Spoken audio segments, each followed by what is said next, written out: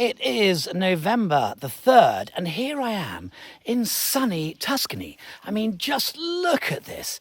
Now, for once, I'm not chasing moths, or indeed the mini herd who might have escaped. In fact, I've left Lincolnshire entirely over there.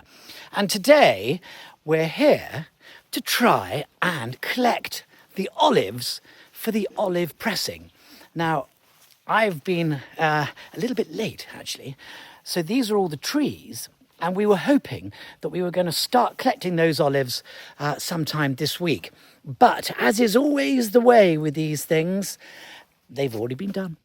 So I had a wonderful lunch, and now we're ready to go to the press with all the olives that have been picked. Now, it used to be done with a rake. Well, you can imagine, you used to have to pick them like that, and then the higher ones you'd have to rake down. It took a lot of work, and we've got about 50 trees here. And now, this year is the first year where they've actually used a machine to do that. And all the olives have fallen off, which is quite useful. As I walk down between these two rows of olive trees, and they're very pretty, look. They've got a super little sort of grey-green leaf, very pretty. And I'm just coming down here looking for an olive, but in fact, they've all gone. Aha! Except I can see one up there. So if I go right up here, you will see that is my olive. And I can tell you, they're about the size of a sloe. And if I give that a little...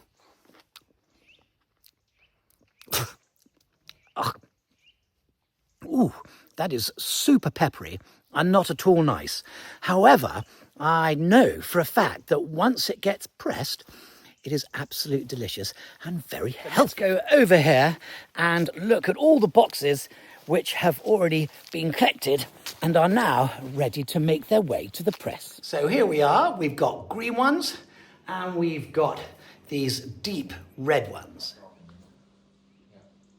So that area there is where the original tree grew, and then over the many hundreds of years that it took, it died, and then these four shoots have taken over. You can see here that that is a wonderful bush made up of 3 new trees, or indeed 4 new trees, all side shoots from that original tree that died a long time ago. Now, many Italian houses in the Tuscan hills have little land areas, little plots covered in olive trees.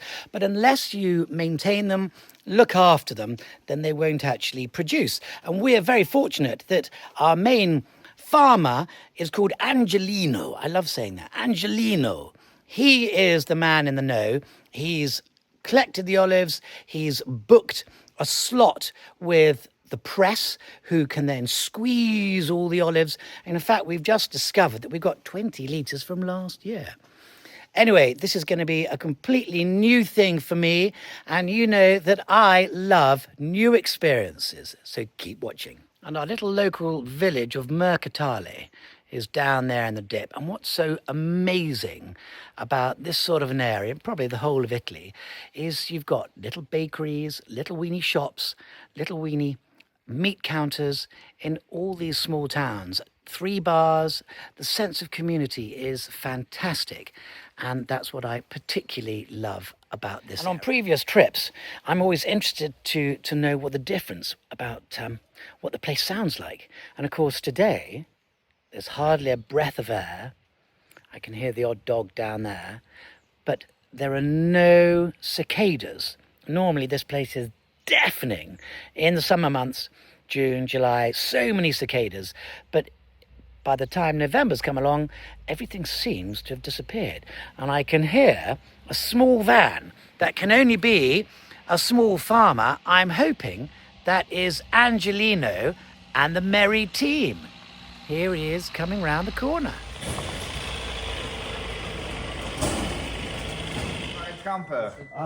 This is Angelino. He's going to be the main man, and I think we're ready to help load up the olives. So let's get on and do it. Well, it's been such a good year that we've had to use the car as well. So interestingly, what Angelino has said is that there is so much water in these trees, it was a very wet spring, that actually the olives are less good quality, but fatter and bigger. But it's going to take longer, therefore, to squeeze the oil out. Can you tell Angelino that this will be on YouTube later? Sta per metterlo su YouTube. Has Angelino even heard of YouTube? I don't know. No, ma Right, we've got to catch up with Angelino. I'll see you there.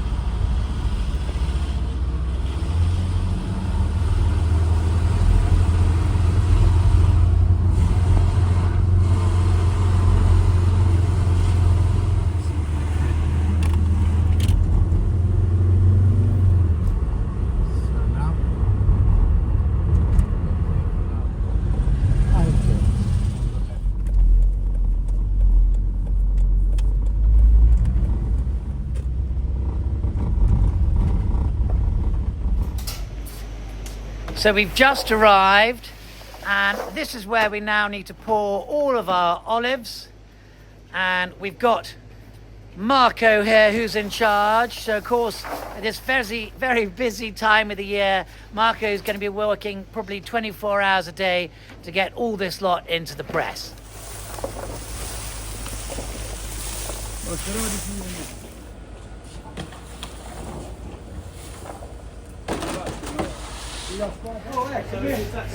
So this year, look, we've got 2 full baskets and 1 half full basket. And what's interesting is that last year we didn't even get 2. So you can see that this year, although it has produced far more olives, the olives aren't as good as they were in previous years because they're too full of water.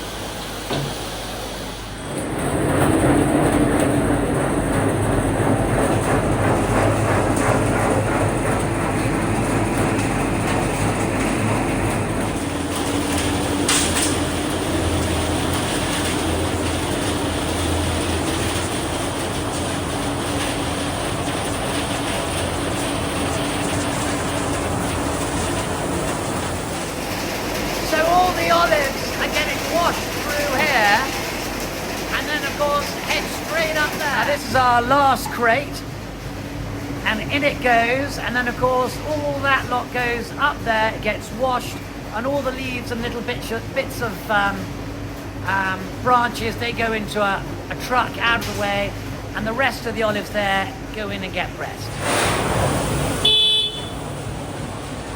Acerbo, how do you say? It's not ready. It's not right. It's not right. This is more right. Okay, so that's really what you want them to look like. Yeah, exactly. I see. Can we see the oil being pressed in a moment? What about this? Yeah. It's wonderful. Huh? Wow.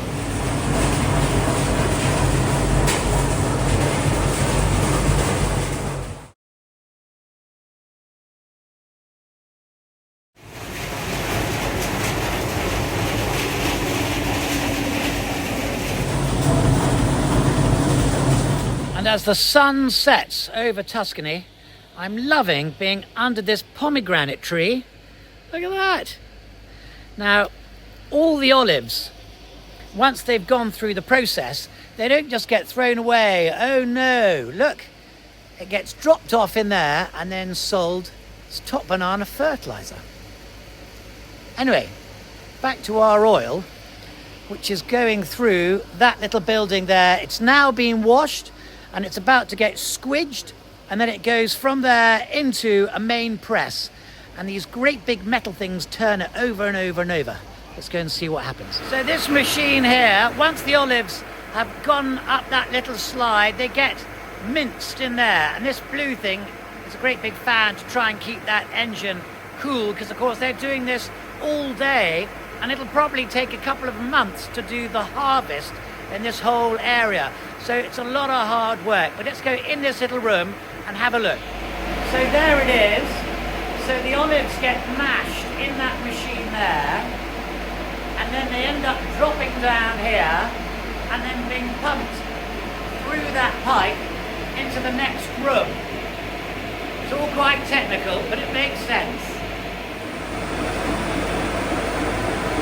Okie dokie, so those are our olives having been mashed. They're now in this special tank, and they'll end up being pumped down this pipe into this machine. It looks a little bit like porridge, but I can assure you that it's not. Do you recognise the olives? They're behind you. We left one red olive in so that when it came through we knew that was ours. Yeah. Okay, it's a big moment. That's a 30-litre canister, and this one is 50 litres, and that is where the oil is going to dribble out from. So the last customer has been finished with.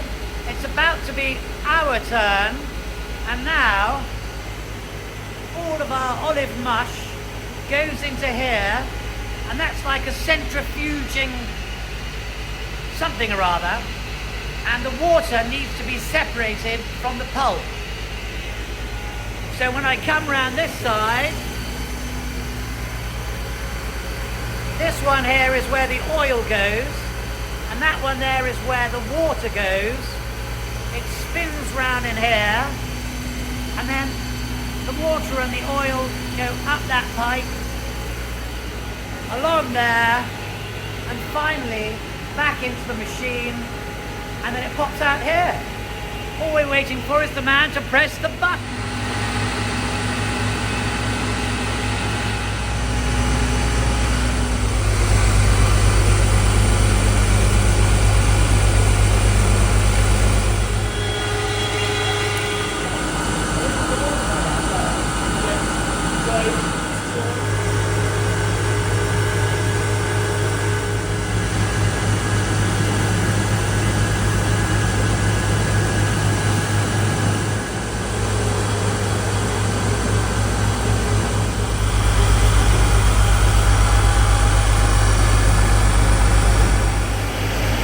So you can see there, that's the crushed olives, which are going to be fertiliser. It disappears into the floor and then gets carried all the way outside into the waiting trailer.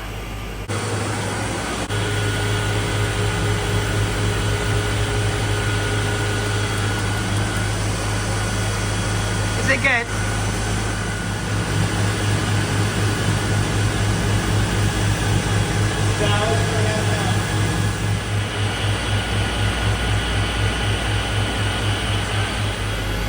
Well, it's been a couple of hours now from start to finish, and finally our liquid gold is coming out.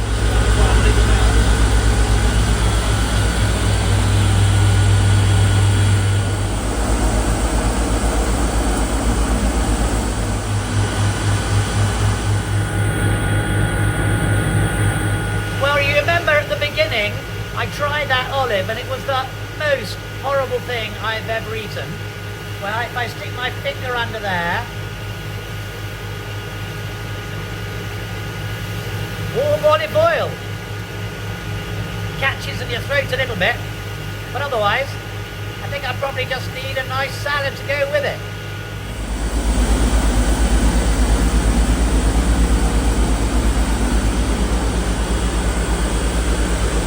Well, that's ours all finished with. That's the next customer. So that will drop down and the whole process will start again.